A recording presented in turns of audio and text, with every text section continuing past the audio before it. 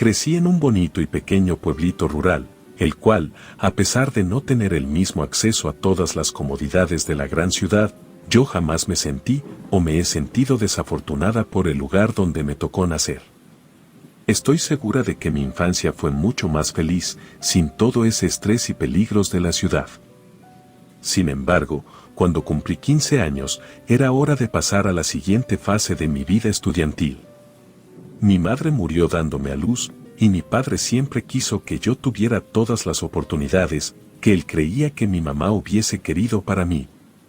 Eso era asistir a una preparatoria y posteriormente a la universidad, aunque ésta estuviera alejada del pueblo. Por lo que aún sin conocer la ciudad, investigó los cuartos para estudiantes en los barrios más seguros y me inscribió en la preparatoria, y él volvió al pueblo. Me dijo que siempre y cuando yo quisiera seguir estudiando, que no me importara cómo él conseguía el dinero para pagar mis estudios. Él jamás rompió esa promesa, nunca tuve miedo, sabía que si en algún momento tenía problemas, solo tendría que llamar a mi papá y él vendría por mí. Logré terminar una carrera en arquitectura y conseguí un muy buen trabajo en la ciudad. Así que el volver al pueblo, si no era por visita, día con día se veía más como una imposibilidad, por lo cual me resigné y seguí con mi vida. Un par de años después, conocí al hombre perfecto, se podría decir que me quedé enamorada de él en el preciso instante en el que lo vi, y para mi suerte, aquel amor era mutuo. Sin embargo, había un problema, su madre y su hermana me odiaban. No lo digo solamente por decir, desde el primer momento en el que me llevó a conocerlas, supe que no les caía bien. Parecía ser que el padre de mi entonces novio había muerto cuando tanto él como su hermana eran muy pequeños, y su madre le había dicho que él era el hombre de la casa. Y al parecer creían que yo venía a quitárselos, o algo por el estilo. La verdad no me importó tanto, después de todo, yo en serio amaba a mi novio. Mi papá lo aprobaba, y pues yo tenía un departamento propio, por lo cual no me veía en la necesidad de tener que ir a visitarla nunca. Tan solo 2 años después, mi novio me propuso matrimonio, y ambos nos casamos. Ni su madre ni su hermana pusieron un pie en la iglesia, y mucho menos en la fiesta. Honestamente, para mí, no me pudieron haber dado un mejor regalo de bodas. Se podría decir que nuestro matrimonio, siempre y cuando la madre y hermana de mi esposo no estuvieran presentes, estaba bastante bien. Ambos teníamos un muy buen trabajo, que nos permitía ayudar a nuestras respectivas familias. Al menos a mi punto de vista, ambos estábamos aún igual de enamorados que cuando empezamos nuestro noviazgo. En una ocasión, mi esposo tuvo la maravillosa idea de pasar la Navidad en casa de su mamá, pues de su lado había mucha familia, mientras que del mío, únicamente estaba mi papá. Al principio no quería, pero a decir verdad, mi esposo siempre estaba cancelando a su mamá, solo para evitar conflictos entre ella y yo, por lo cual terminé accediendo, con la única condición de que también traería a mi padre. Al principio la celebración pareció marchar de una manera bastante cordial, incluso parecía que a esa señora le había agradado mi padre, pues le hacía la plática y trataba de incluirlo en las conversaciones. Sin embargo, mi papá no parecía estar cómodo con ella. Yo supuse que era porque yo le había contado previamente cómo me había tratado en un pasado. Mi papá era una especie de papá oso, que odiaba a todo aquel que se metiera con sus crías, así que decidí no darle mayor importancia al asunto. Pero cuando las fiestas terminaron, y llegó la hora de que papá volviera al pueblo, me dijo que esa mujer y su hija tenían el aura más oscura que había visto jamás. A decir verdad, no supe cómo tomarlo, pues papá siempre decía eso con personas que no le agradaban y a las que no quería que me acercara. Le dije que esa señora era muy extraña y algo amargada, pero no la creía capaz de hacer algo malo. Mi esposo siempre decía que su mamá podía ser un poco reservada, pero que era alguien completamente inofensiva, y por el bien de nuestro matrimonio, yo lo creía. La situación empeoró cuando organizamos una comida para anunciar que estábamos esperando un bebé. Ella y su hija se pusieron como locas, y comenzaron a romper muchas cosas de mi casa, e incluso al salir rompieron una ventana. Ellas decían que ningún nieto de ella podía tener mi sangre. Yo también terminé un tanto alterada esa tarde, y le dije a mi esposo que no quería volver a ver ni a su madre, ni a su hermana de vuelta en mi casa. Y aunque mi esposo siempre trataba de defender a su madre y hermana, en ese momento estuvo completamente de acuerdo conmigo, sabía que se habían excedido y comprendía que yo no quería volver a verlas nunca más. También me prometió ir a hablar con ellas para decirles lo que sentía, pero a decir verdad, nunca he tenido la certeza de si realmente lo hizo o solo dejó las cosas como estaban. Me duele admitirlo, pero mi esposo a menudo evitaba el conflicto. Así pasó cerca de un mes.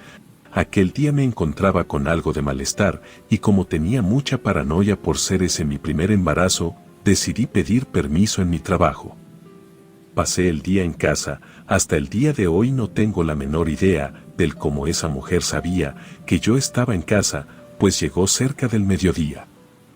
Al principio, cuando me asomé por la ventana y vi quién era, la verdad pensé en no abrirle, supuse que de todas maneras podía fingir que no había nadie en casa. Sin embargo, ella gritó: «Te traje algo para que te sientas mejor». No sé por qué lo hice. Si pudiera volver el tiempo, sabiendo lo que sé ahora, sin duda no la abriría. Pero mi yo de ese tiempo fue demasiado ingenua para abrirle la puerta, no les mentiré. Mi rostro no era amigable, era solo de hostilidad, pues no la había perdonado, y quería que eso quedara claro. Sin embargo, ella entró a la casa siendo amable, fingiendo no notar mi cara de enfado, como si fuéramos las mejores amigas. Traía con ella una bolsa de manta, con una pequeña olla de peltre adentro. Entró hasta la cocina, y antes de que pudieran decirle cualquier cosa, sacó la olla de la bolsa y la abrió. Y no sé por qué, pero sentí como si tuviese la comida más deliciosa frente a mí. Nunca había olido algo tan rico. Lo más extraño de todo eso era que lo que había dentro de esa olla no era más que pozole, y la verdad nunca he sido fan de esa comida en particular. No me desagrada, pero si puedo comer otra cosa en su lugar, lo hago. Sin embargo, en ese momento, no había cosa que se me antojara más que comer un plato de ese pozole. Además, ella parecía tener una actitud completamente diferente a la que había tenido desde el minuto 1 en el que nos conocimos. Así que decidí escuchar lo que me tenía que decir. Me dijo que lo sentía y que tal vez podríamos tratar de llevarnos mejor. Al mismo tiempo que me servía un plato y me lo acercaba para que lo comiera.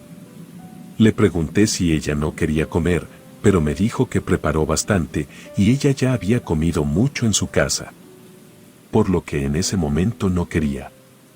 Solo se quedó ahí, mirando como yo comía, preguntándome si ya habíamos pensado en un nombre, si yo prefería que fuera niño o niña, y ese tipo de cosas. La verdad, jamás había probado pozole más rico. De hecho, no pude detenerme hasta que esa pequeña olla de peltre estuvo completamente vacía.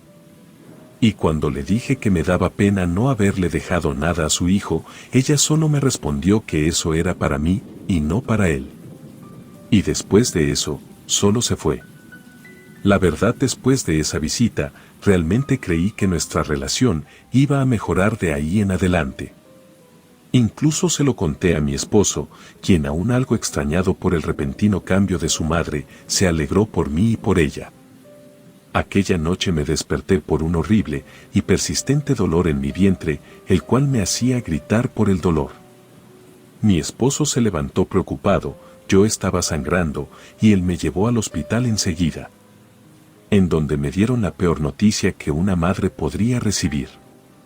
Había perdido a mi bebé. No podían explicarlo, pero tuve una hemorragia tan fuerte que por poco acaba con mi vida también. Pero de alguna manera aún más inesperada, mi cuerpo logró resistir el tiempo suficiente como para estabilizarse y recibir una transfusión sanguínea.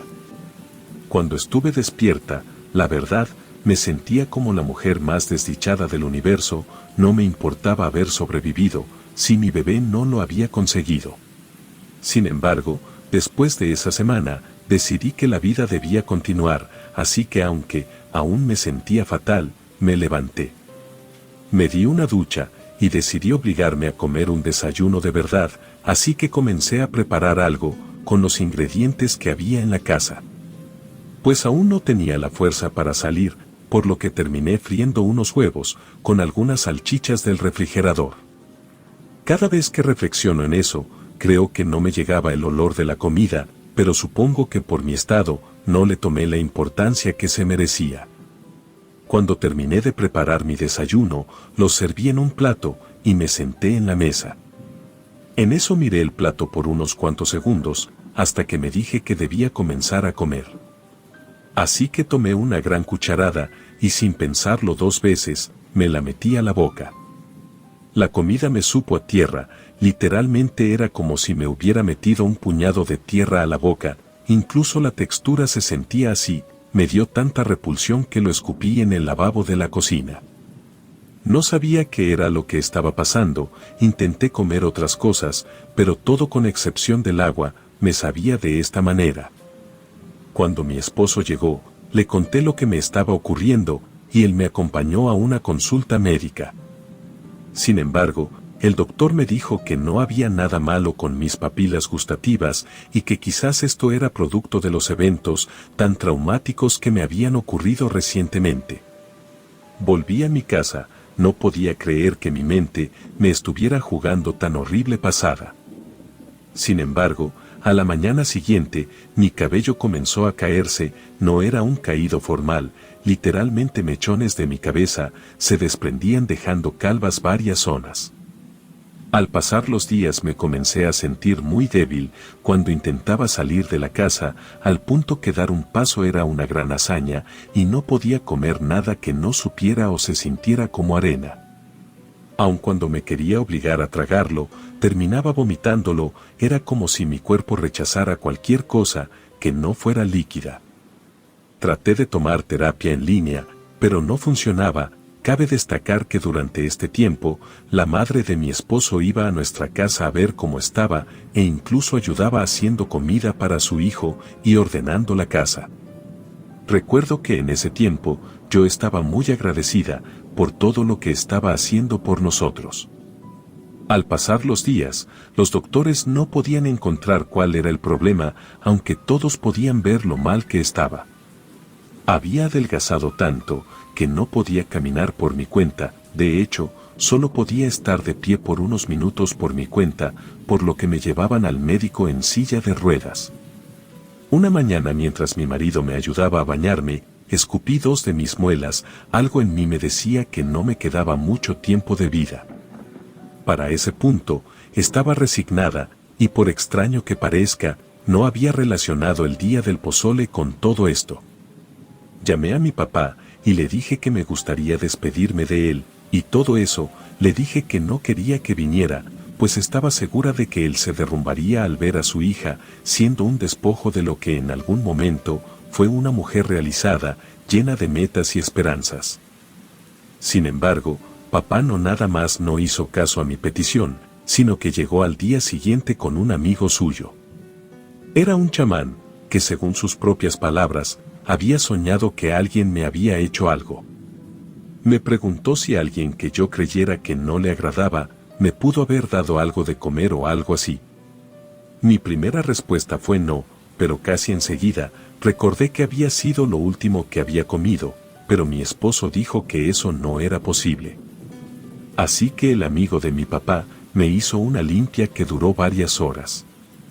Pasó un huevo por todo mi cuerpo, y al abrirlo estaba absolutamente negro por dentro. Fue algo tan pesado para mí, que por un momento pensé que no lograría salir viva de eso.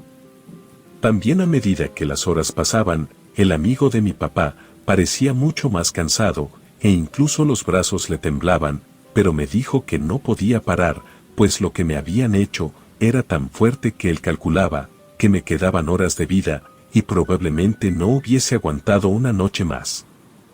Ya estaba muy oscuro, cuando me dijo que no podía ver exactamente quién era, pero la única manera de que yo saliera viva de eso, era haciendo que a quien sea que fuera el responsable, se le devolviera todo el mal que deseó para mí. Mi esposo, pensando firmemente que no se podía tratar de su madre, dijo que hiciera lo que sea, pues si la persona no había tenido compasión por mí, nosotros no la tendríamos por ella. El amigo de mi papá me dijo que me recostara en la cama y después me dio algo para beber y ese algo me hizo vomitar casi enseguida y él puso una cubeta para que no salpicara todo el piso. Mis ojos no podían creer lo que estaban viendo, era mucho cabello, pero parecía estar empapado en sangre, con muchos coágulos. El olor era lo peor, solo puedo describirlo con que olía a muerte y desesperación, y aquel vómito no se limitó al cabello. Empecé a vomitar algo parecido a uñas humanas e insectos. Tal vez, esto que voy a decir no sea del todo cierto, y solamente fue algo que mi agotada mente imaginó por todo lo que estaba pasando. Pero, puedo jurar que recuerdo que algunos de esos insectos aún se estaban moviendo en la cubeta, como si trataran de salir de la misma. Finalmente, el amigo de mi papá me metió unas plantas a la boca y me ordenó masticarlas. Por primera vez en semanas, sentí otro sabor en mi boca que no fuera tierra, no era un sabor agradable, era como masticar alfalfa, pero en ese momento, al menos para mí, fue el mejor sabor del mundo. Tragué las hierbas como me dijo y me quedé dormida.